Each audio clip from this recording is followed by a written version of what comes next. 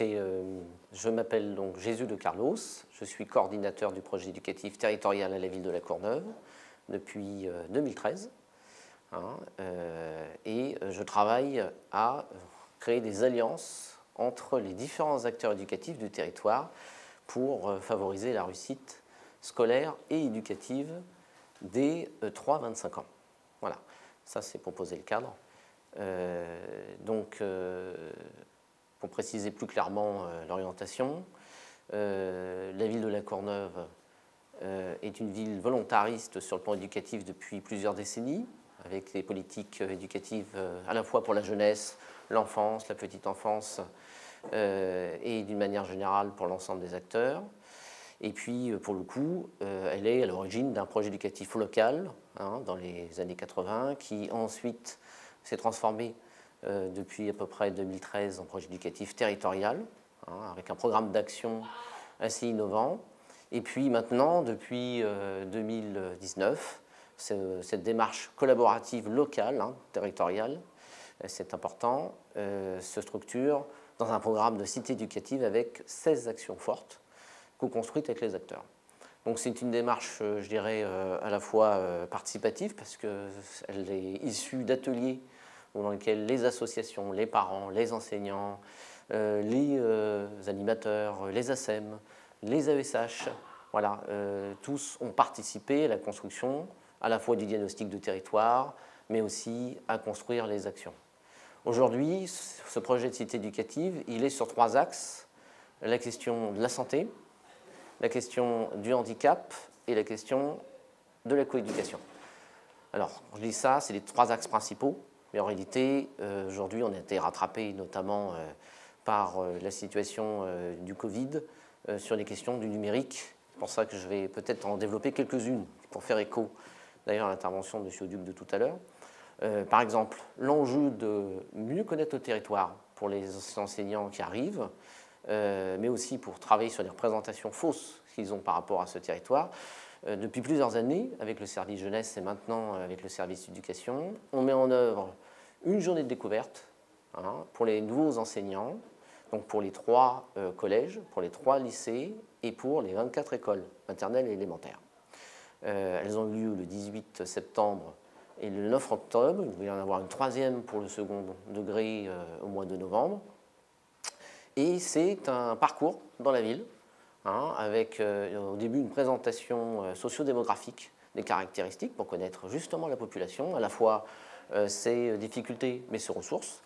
C'est aussi une visite avec notre chargé du patrimoine de l'ensemble des richesses, donc savoir que par exemple on a une crypte mérovingienne à La Courneuve, mais aussi des œuvres d'art, un centre culturel, un cinéma à essai, une piscine, des maisons pour tous, donc des structures intéressantes pour le développement de l'enfant, de la maternelle au lycée. C'est également l'intervention de la maire adjointe chargée de la réussite éducative pour présenter l'ensemble du programme, mais aussi des acteurs locaux comme la coordinatrice du programme de réussite éducative, pour montrer qu'il y a un lien fort et individualisé, parce que voilà, les élèves ont parfois des difficultés personnelles et sociales qui ne sont pas forcément prises en compte dans le cadre scolaire et qui a une nécessité d'accompagner. Voilà, donc ça c'est la première action. La seconde, par rapport, pour faire écho toujours aux enjeux qui ont été présentés tout à l'heure, il y a les questions de l'accès des parents aux écoles et aux établissements scolaires. Bon. Dans le premier degré, il y a sur La Courneuve de bonnes pratiques de travail avec les parents, et notamment des choses assez simples mais qui sont efficaces: faire venir des parents dans les classes pour parler de leur culture, présenter une chanson, une coutume, et donc pour le coup ouvrir les autres élèves à un univers pluriel de valeurs. Ça c'est très intéressant. C'est aussi pour la ville une des actions fortes de la cité éducative, créer des espaces parents dans les écoles. Cette année, on en aura un espace parent à Robespierre, un autre à l'école Paul Doumer et un 3e à l'école Poincaré, au centre-ville. C'est pour favoriser la participation de l'ensemble des parents, pas simplement les parents, les représentants des parents qui viennent nouvellement d'être élus, mais c'est aussi pour qu'ils puissent inviter un tiers à discuter avec les enseignants, par exemple un médecin sur si les questions de santé sont importantes, mais c'est aussi pour co-construire une action collective et créer des alliances éducatives entre les différents acteurs sur l'école. Alors c'est pour ça que c'est assez courant et on le développe beaucoup sur le premier degré, c'est quand même un effort à construire pour le second degré, parce que la culture scolaire évacue quand même la place des parents, donc il y a besoin de la construire. C'est pour ça qu'on développe une action avec les collèges et les proviseurs des lycées, qu'on a appelé parentalité et numérique, les parents experts du quotidien. C'est de créer un événementiel probablement au printemps pour favoriser des contacts entre les familles et les enseignants. Puisque vous savez que dans le second degré, il y a beaucoup d'outils numériques pour créer déjà des relations entre les enseignants et les élèves en ce qui concerne les devoirs. Mais parfois, il y a une forme de distance entre les parents et les enseignants. Donc il faut renouer sur des relations beaucoup plus qualitatives entre les familles et les enseignants.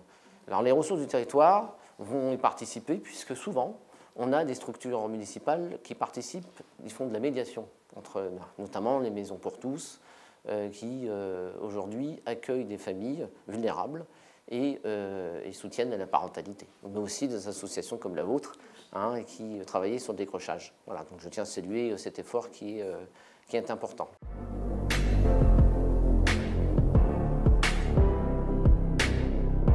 Aujourd'hui, dans toutes les classes, vous avez un écran numérique, ce qu'on appelle un TDI, que les enseignants utilisent pour faciliter les apprentissages. Avant, il y avait le tableau classique.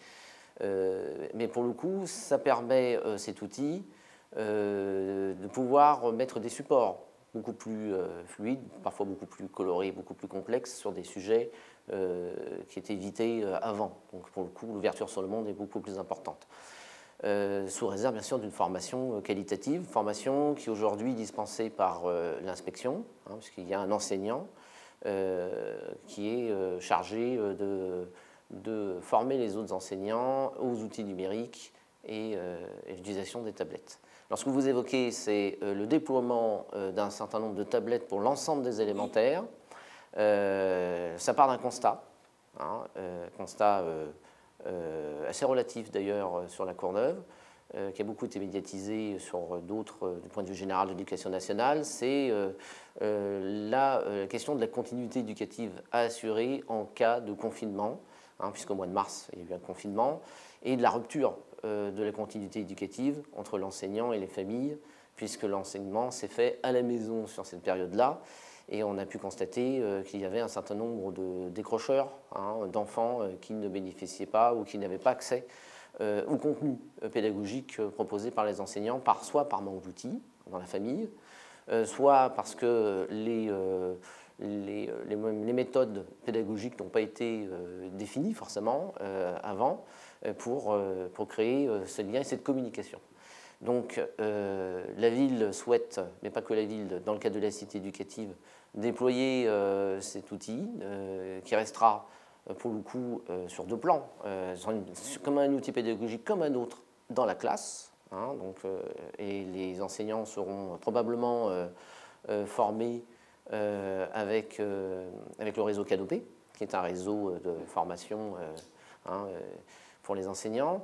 Et puis, les problématiques qui sont aussi soulevées par rapport à l'usage de cet outil, bien entendu, c'est à la fois le contrôle parental, si c'est à la maison, deuxième aspect, c'est la garantie par rapport à la santé ou au risque, l'exposition des écrans. Donc tous ces éléments-là sont importants à prendre en compte.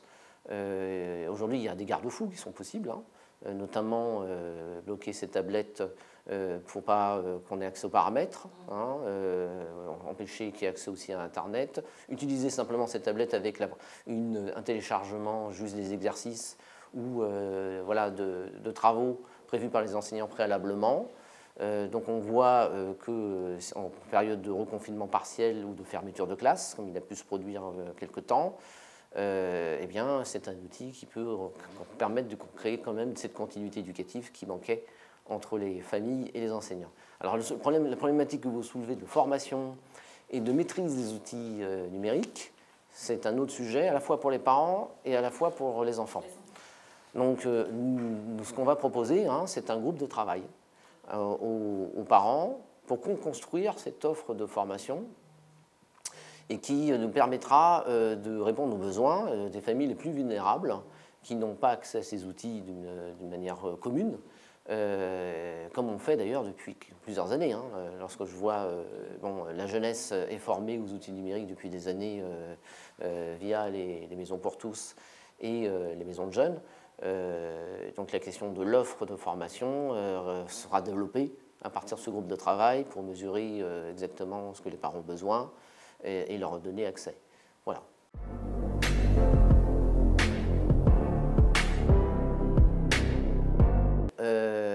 Oui, sur la question du décrochage scolaire, le diagnostic de territoire a montré qu'il y avait quand même une forme de décrochage assez important entre le premier et le second degré.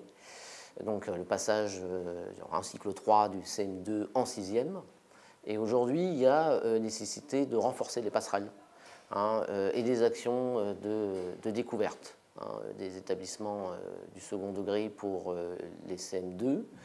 Mais il y a aussi une difficulté tout au long de la scolarité de maîtriser ces fondamentaux. C'est pour ça qu'une des actions de la cité éducative, c'est, par rapport au territoire, de valoriser les ressources, et notamment la question du plurilinguisme. Voilà, comme outil d'apprentissage favorisant l'apprentissage du français. Donc c'est pour ça que dans la cité éducative, on travaille avec des associations comme l'association du Lala, d'une langue à l'autre, qui permet en formation interprofessionnelle, puisque justement aujourd'hui le projet éducatif, il permet de ne pas dissocier le temps scolaire du temps périscolaire, mais au contraire de créer ces alliances que j'évoquais tout à l'heure, et de créer des projets, soit des projets d'école communs avec le projet éducatif du centre de loisirs, soit de construire des actions en commun pour l'ensemble des acteurs. Donc je veux simplement souligner une action qui est celle de la formation qu'on lance avec l'association du Lala depuis plusieurs années, entre les enseignants et les animateurs, sur la création d'un support pédagogique qui s'appelle un kamishibai japonais, donc c'est un castelet, dans lequel les enfants construisent une histoire, la dessinent, et pour le coup c'est une histoire en images, issue de l'éducation populaire, mais avec des personnages qui à un moment donné parlent japonais, tamoul, arabe, sanskrit, mandarin, et ça permet à chaque enfant de comprendre par exemple le mot oui ou un autre mot dans différentes langues par association d'idées et de s'ouvrir à différentes cultures. Et ça permet pour les enseignants déjà d'être en lien avec le territoire, avec les familles, et de développer des pratiques de reconnaissance des signaux positifs. Donc comment on fait aussi aujourd'hui pour que l'école permette à ce que les parents rentrent à l'intérieur, c'est aussi cette question-là. Donc pour le coup, il faut aussi des espaces. Alors les autres pays sont peut-être un peu plus en avance que nous, notamment je pense à la Suède, à l'Italie, où la question de la coéducation ne se pose plus comme un frein, mais comme une richesse forte pour la réussite scolaire.